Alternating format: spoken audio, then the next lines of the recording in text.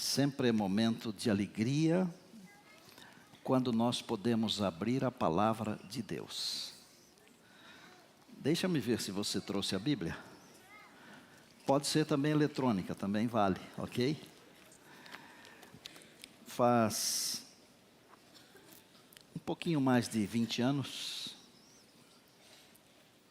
ou há um pouquinho mais de 20 anos, para ser mais preciso, 23 anos, num sábado, 13 de novembro de 1993, eu preguei num congresso, numa cidade pequenininha do interior de São Paulo, chamada Populina. E eu preguei sobre a importância de nós crermos na palavra de Deus e no cumprimento da palavra. Era um congresso.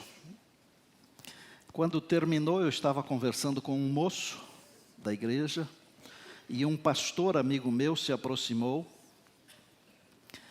um pastor assim muito querido, que sempre me supervalorizou, e ele falou assim: Pastor Stina, não é fácil pregar sobre este assunto em nossos dias. E eu fiquei pensando assim, para um pastor eu não preciso responder nada, porque ele já sabe muita coisa, às vezes sabe mais do que eu. Mas para um menino que estava perto, eu pensei, eu tenho que falar alguma coisa, porque pode ser que fique na cabeça desse menino a ideia de que a palavra de Deus não se cumpre. E eu disse: pastor, o senhor tem razão, mas não é por muito tempo. Por que que ele me falou aquilo e por que que eu respondi isto? Porque 12 dias antes daquele sermão, no dia 1º de novembro de 1993, a União Europeia havia ficado muito forte. Eles tinham acabado de votar 4 coisas importantes. Dentro da União Europeia, as pessoas podiam ir e vir sem passaporte. As divisas podiam ser levadas de um lado para o outro. Os bens e outras coisas mais. Como falar da palavra de Deus que se cumpre num momento quando aparentemente a profecia não está se cumprindo? O tempo para nós dá a impressão que ele é muito longo, mas ele não é, quando comparado com o pensamento de Deus. Quero que você encontre aí na sua Bíblia Daniel capítulo 2. Daniel capítulo 2. Enquanto você vai achando, eu vou dizendo que no dia 9 de novembro de 1989, quando o muro de Berlim foi derrubado, uma grande coisa começou a acontecer no mundo. Se um ano antes daquela data alguém tivesse dito: o muro será derrubado daqui a um ano, ninguém acreditaria no mundo inteiro. Talvez eu diga para você que Jesus está voltando nos nossos dias. E pode ser que você também não acredite. Mas eu vou afirmar, Jesus está voltando nos nossos dias. Daniel 2. Eu vou ler um trecho que começa no 36. Se você puder me acompanhar, eu fico agradecido. O contexto é de Babilônia, um reino muito forte. Nabucodonosor, o principal dos reis, ele teve um sonho. Ninguém conseguia interpretar esse sonho, mas Daniel, um servo de Deus, pelo poder de Deus, o interpretou. Este é o sonho, 36, Daniel 2, e a sua interpretação. Tu, ó rei dos reis, a quem Deus do céu conferiu o reino, poder, a força, a glória, a cujas mãos foram entregues os filhos dos homens, onde quer que eles habitem, os animais do campo, as aves do céu, para que dominasses sobre todos eles. Tu és a cabeça de ouro. Depois de ti se levantará outro reino, inferior ao teu, um terceiro reino de bronze, do qual terá domínio sobre toda a terra. Um quarto reino será forte como ferro, e assim por diante. 41. Quanto ao que viste dos pés e dos artelhos, em parte de barro e de ferro, será esse um reino dividido, contudo haverá nele alguma firmeza, por causa do ferro, misturado com o barro. Segunda parte do 42. Por uma parte o reino será forte, e por outra será frágil. 44. Mas nos dias destes reis, o Deus do céu suscitará um reino que não será jamais destruído. Este reino não passará para outro povo, e esmiuçará e consumirá todos estes reinos, mas ele mesmo subsistirá para sempre. O livro de Daniel é um livro muito peculiar. Um dia desses o pastor Mateus pregou sobre o livro de Cantares, o Cântico dos Cânticos. Daniel também é um livro muito peculiar dentre os profetas. E Daniel é composto de duas ideias básicas, principais, dois caminhos, duas vertentes grandes. Uma vertente é de narrativa e outra vertente é de profecia. As narrativas, elas servem para mostrar como é que as coisas são. E as profecias, elas servem para mostrar como as coisas acontecerão ou devem acontecer. Em ambos os aspectos, se nós olharmos para o livro de Daniel e entendermos estas duas partes principais, nós vamos entender que o cumprimento das profecias serve para fortalecer a nossa fé. A nossa fé. Um dia desses, o Reino Unido fez um plebiscito. E a maioria decidiu que eles devem sair da União Europeia. Ontem eu falei com esse jovem, e eu vou dar aqui o nome dele.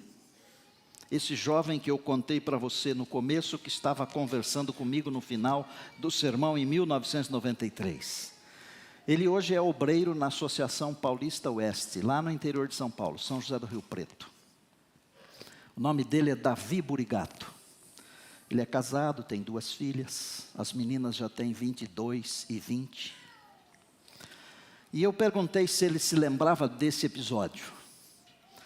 E ele disse: pastor, já não me lembrava mais, mas o senhor contando me veio à memória aquele momento. E infelizmente aquele pastor, meu amigo querido, ele já não existe mais, ele já está descansando. Mas se ele estivesse vivo, eu teria ligado para ele dizendo: lembra daquela frase, não por muito tempo? Saiba que é não por muito tempo. Nós não ficaremos mais aqui por muito tempo. Nós não ficaremos mais aqui por muito tempo. Amém. Por que nós estudamos escatologia? Escatologia é uma palavra que é composta de 2 palavras, escatós e logos, ou logia. Uma significa último e outro significa estudo. A ideia básica seria o estudo das últimas coisas, escatologia. Qual é o propósito da escatologia?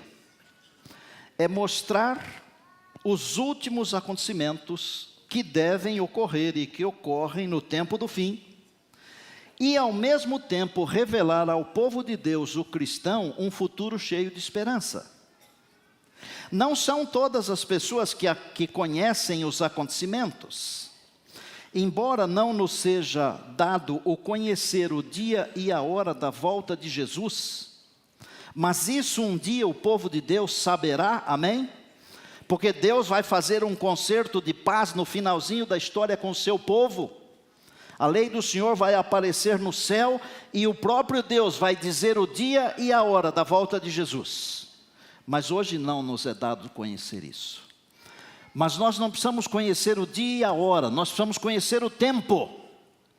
E é importante conhecer o tempo no qual vivemos.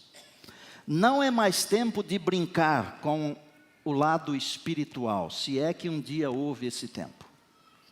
É tempo de nós levarmos isso muito a sério. Nós estamos entrando no funil, na parte final da história. E aqueles acontecimentos que ainda devem ter lugar, eles terão lugar. E eles acontecerão rapidamente. Assim como um naufrágio acontece rapidamente. Assim como uma tempestade acontece rapidamente. Assim como uma catástrofe acontece rapidamente. A Bíblia diz que o dia do Senhor virá como ladrão. Nós temos que estar prontos. A nossa casa espiritual, ela deve estar aberta para Deus e fechada para o mundo.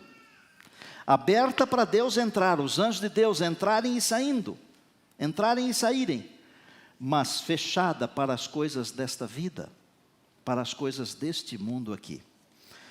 Fazer uma diferença entre o que significa últimos dias e o que significa tempo do fim. Quando começam os últimos dias, você pode pensar o que você quiser, mas eu quero dar aqui uma explicação que ela é significativa do ponto de vista também do ser humano. Porque últimos dias existem para todas as pessoas. Os últimos dias, eles não existem apenas para nós que vivemos no século 21.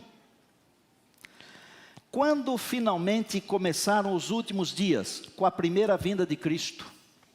Porque em seguida, os apóstolos do Senhor Jesus, eles começaram a pregar a segunda vinda, lembram disso? Para cada um de nós, para cada geração, na sua geração, representa os últimos dias. Pode ser que para mim, os últimos dias, eles não sejam iguais aos últimos dias seus. Porque a volta de Jesus, ela não está mais distante do que o dia quando eu parar de respirar. Dá para entender isso? E a Bíblia, ela fala de últimos dias. Paulo em 1 Timóteo 4:1, ele diz assim: muitos apostatarão da fé nos últimos dias. Você conhece algum apóstata? Você lembra de alguém que abandonou a fé, que abandonou a igreja?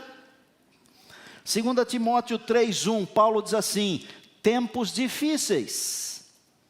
Tempos difíceis. Estamos vivendo em tempos difíceis. Muito difíceis. Pedro, 2 Pedro 3:3, nos últimos dias virão escarnecedores. O que é que as pessoas estão fazendo com Cristo? Um dia desses, um grupo tentou escolher, e eu vou usar a expressão que foi usada, não me leve a mal, o Cristo gostosão gay.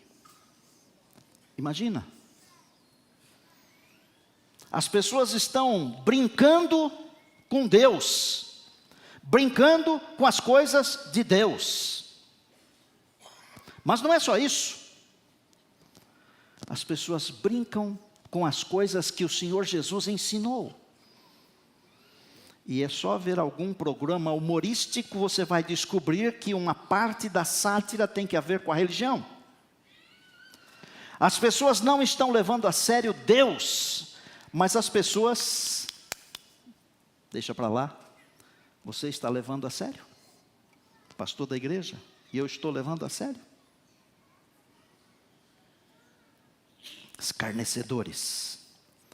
Grave isso aqui. Os últimos dias são os nossos dias. Desde o evento Cristo, o mundo vive os seus últimos dias.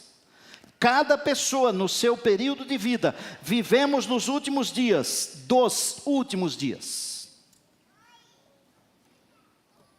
São os dias que antecedem a volta de Jesus. Pastor, o que mais que tem que acontecer? Eu não sei. Eu só sei que se Jesus demorar muito para vir, Deus terá que pedir desculpa para os antediluvianos. Talvez Deus tenha que pedir desculpa para Sodoma e Gomorra. Mas como Deus não erra e não precisa pedir desculpa, Jesus está vindo. O que é tempo do fim? Falei de últimos dias. O que é tempo do fim?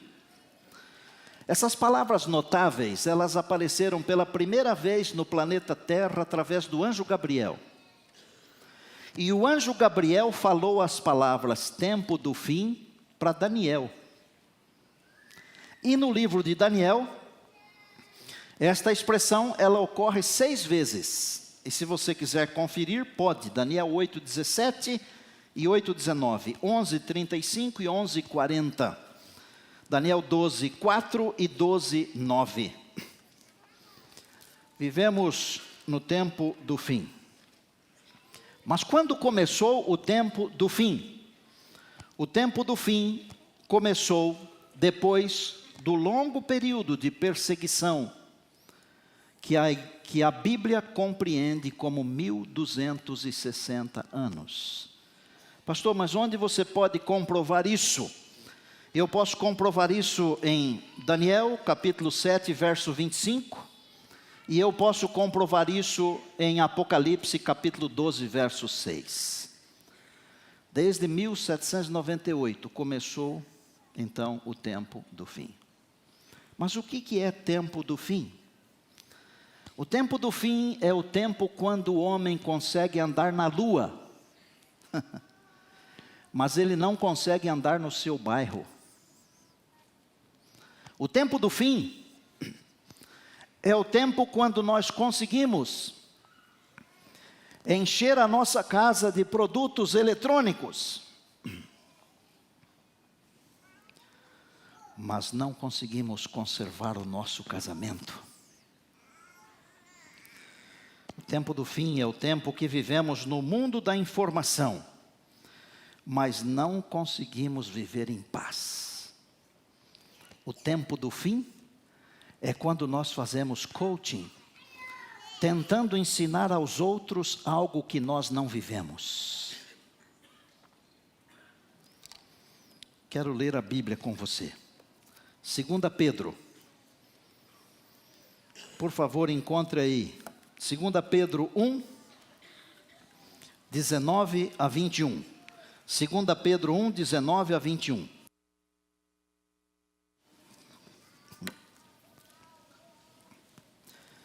E aqui na palavra diz assim.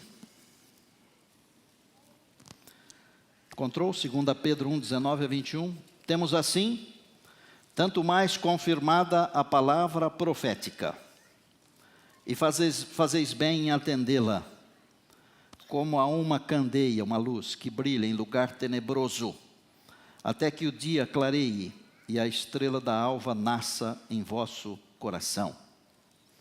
Sabendo primeiramente isto, que nenhuma profecia da Escritura provém de particular elucidação, porque nunca, jamais, qualquer profecia foi dada por vontade humana. Entretanto, homens santos falaram da parte de Deus, movidos pelo Espírito Santo. Vamos entender assim com simplicidade. Porque a Bíblia, embora seja aparentemente um livro complicado, é um livro simples para aqueles que têm a iluminação do Espírito de Deus. A profecia é como uma candeia na escuridão. O que é isso? Isso quer dizer o seguinte, que nós podemos estar vivendo um período de escuridão, mas se nós temos a profecia, nós temos uma lâmpada. E qual é a motivação, Zezão, dessa lâmpada brilhando num lugar escuro? É dar segurança. Já viram que quando acaba a energia em casa, se a gente tem uma vela, pode ser uma vela pequenininha, é de uma valia enorme. A profecia é essa vela que brilha de noite quando a energia acaba, com um objetivo, porque a profecia, ela não brilha para sempre, a vela acaba, a profecia se cumpre. Qual é o objetivo? O objetivo é esperar clarear o dia, porque quando clarear o dia, não é preciso mais de vela, está claro? E quando clarear o dia, a estrela d'alva nasce. Quando é que vai clarear o dia? Um dia desses, no maior momento de escuridão da história do planeta Terra, a luz de Deus vai brilhar. Não precisaremos mais de profecia, de lâmpada. Porque o Senhor Jesus, a brilhante estrela da manhã, brilhará para sempre na nossa vida e no nosso coração. Você já leu no Apocalipse que a cidade não precisa de lâmpada? Porque o Senhor Jesus, o Cordeiro, é a sua lâmpada. Como que eu posso comprovar a você que a palavra de Deus se cumpre? Deus falou a Jeremias, capítulo 1, verso 12. Jeremias, você viu direitinho. Porque eu velo pela minha palavra para fazê-la cumprir. Deus vela por sua palavra para fazê-la cumprir. Um dia desse estava falando como é importante quando os pais educam bem os filhos. Wander, não chora não, porque eles estão bem educados, viu? A Joy e o Gabriel estão bem educados. Vão ficar uns dias fora, mas estão bem educados. Quando os pais educam bem os filhos tentam cumprir a palavra, porque os pais cumprem a palavra. Deus, o nosso Pai, Ele vela por sua palavra para que ela se cumpra. O que significa isso? Significa que o nosso Deus, Ele está olhando para essa candeia, essa vela, essa lâmpada, para que ela não se apague. Mais ou menos como quando você acende uma vela. Acho que nunca aconteceu isso com você, porque alguns de vocês não sabem nem o que é vela. Sabem. Que às vezes o vento vem de lá para cá e a gente está segurando aqui, não é, Kelly? E a gente coloca a mão aqui para o vento não apagar a vela. Deus vela pela sua palavra. Deus prometeu a Abraão um filho e Deus cumpriu. Deus vela pela sua palavra, mesmo Sara sendo já velhinha. Deus prometeu um libertador, e Deus velou pela sua palavra, e a sua palavra cumpriu, e na plenitude do tempo, Gálatas 4:4, Deus enviou o seu Filho, a palavra de Deus se cumpre, e eu não tenho que temer. Agora, amados, nós precisamos entender que o mais importante de Daniel 2 não é saber quanto tempo durou o reino de Babilônia. É bom saber isso, porque às vezes o professor pergunta na prova. Certo, pastor Orne, meu amigo querido, meu professor. Quanto tempo durou Medo-Pérsia? Grécia, Roma pagã.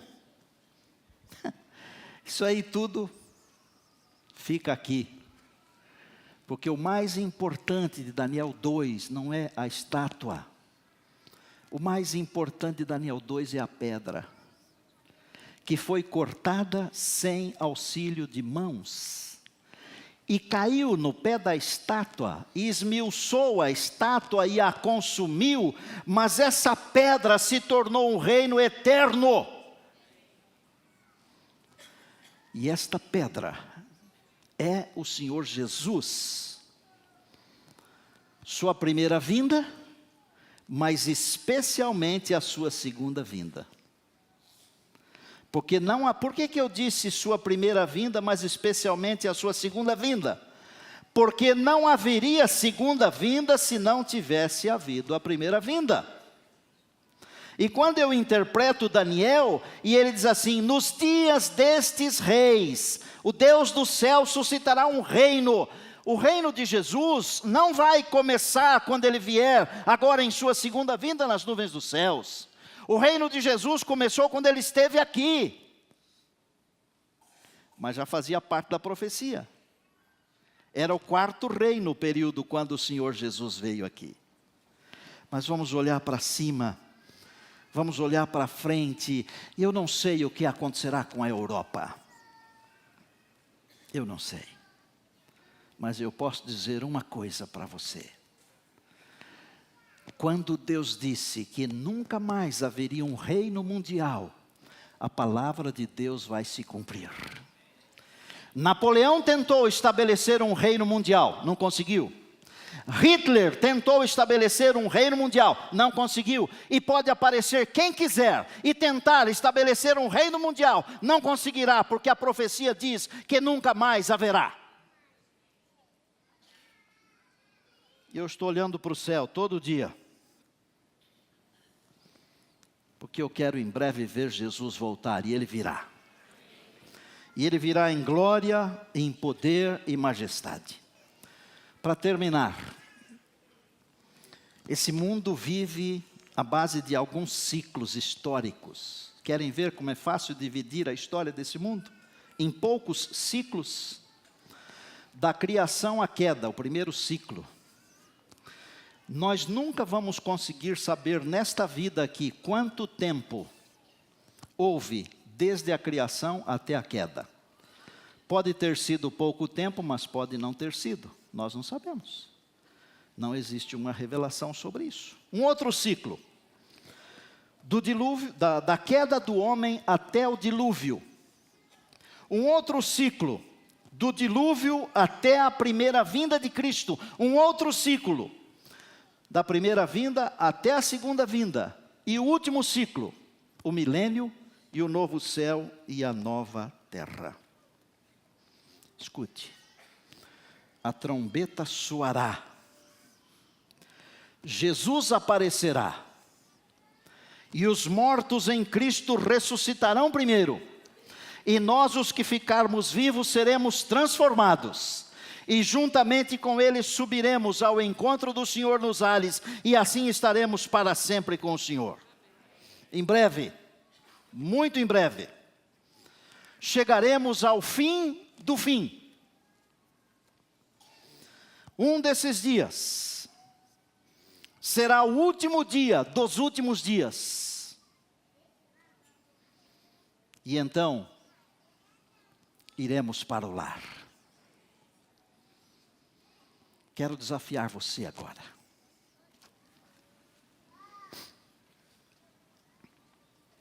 A olhar para cima.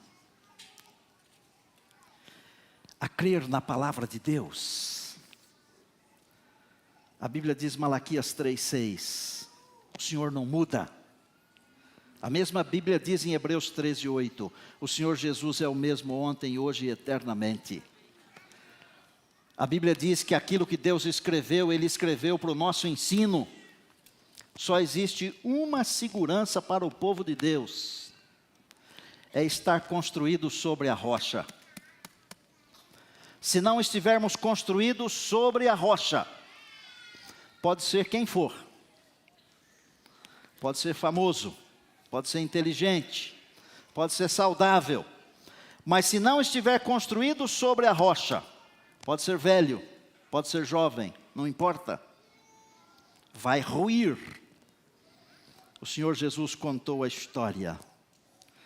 Quero desafiar a minha igreja a construir sobre a rocha. Deus tem me acordado quase todas as madrugadas, quase todas, para pensar nas coisas da eternidade. Aí um dia desses um irmão disse assim, pastor, os seus sermões são sempre bem atualizados, né? São bem estudados. Eles são da madrugada com Deus. Deus tem visões para o seu povo. Deus tem orientações para o seu povo. Eu quero desafiar você a viver pela palavra. Eu quero desafiar você a confiar na Bíblia, a confiar nas profecias, porque muito em breve o Senhor Jesus voltará. Quantos de vocês hoje gostariam de dizer assim, Senhor, eu quero viver pela palavra, eu quero confiar nas profecias, eu quero confiar que o Senhor em breve virá, me tira dessa mornidão,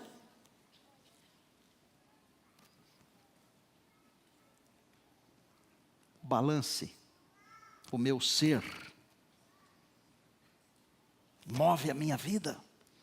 Você gostaria de ficar em pé e dizer isso para Deus? Senhor, transforma o meu ser, a minha vida. Quero viver pela palavra. Quero viver pelo Senhor. Deus está aqui. Deus está aí com você também.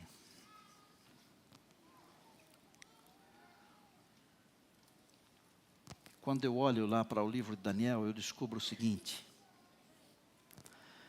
Deus valoriza quem é fiel. Como assim? O fiel interpretou o sonho do rei quando todos os sábios seriam mortos. Os fiéis foram jogados na fornalha de fogo ardente e nem os seus cabelos foram chamuscados. O fiel foi jogado na cova dos leões e saiu de lá intacto.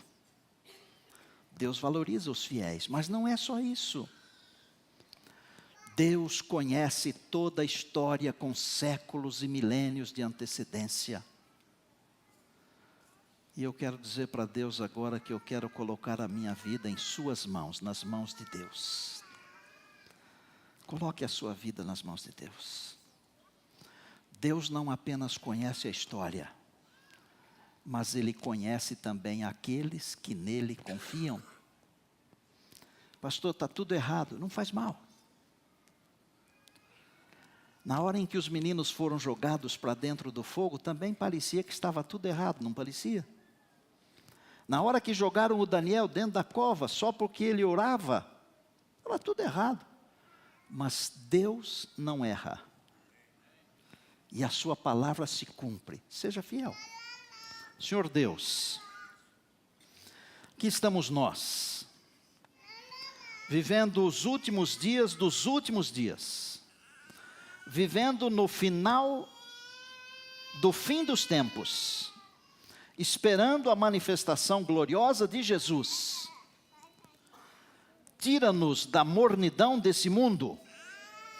Não permita, Senhor, que o nosso amor se esfrie por causa da iniquidade. Sustenta-nos com a Tua palavra, com a Tua profecia. Pai, olha para nós, por bondade. Não permita que nenhum de nós se perca.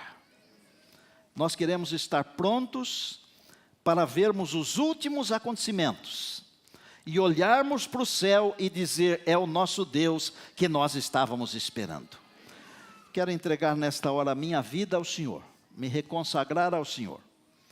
Eu quero entregar a minha igreja ao Senhor, a minha família ao Senhor, os meus amigos que me acompanham ao Senhor.